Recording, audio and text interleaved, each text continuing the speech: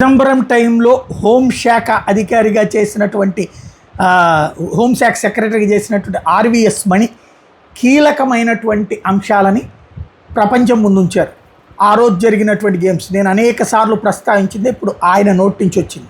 26/11 అనేటటువంటిది ఐఎస్ఐ వాళ్ళు దాడి చేస్తున్నారని తెలిసినా సరే ముందస్తు జాగ్రత్తలు తీసుకోకుండా ఉండటం ఆనాటి కాంగ్రెస్ ప్రభుత్వపు నిర్లక్ష్యమా లేకపోతే మ్యాచ్ ఫిక్సింగ్ అన్నది తనకి తెలియదని చెప్పుకొచ్చారు.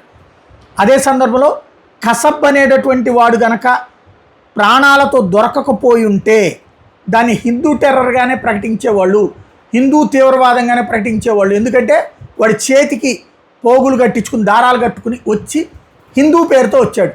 హిందువులే తీవ్రవాదులుగా మారి అరాచకం చేశారని చెప్పడం కోసం ప్రయత్నించారు. వాడు ప్రాణాలతో దొరికి వాడు అసలు పేరేంటో కసబ్ అని బయటపడటం వల్లనే ఆ రోజున ప్రపంచానికి మనం హిందూ తీవ్రవాదం అనేటటువంటి దాని నుంచి బయటపడేయగలిగాం.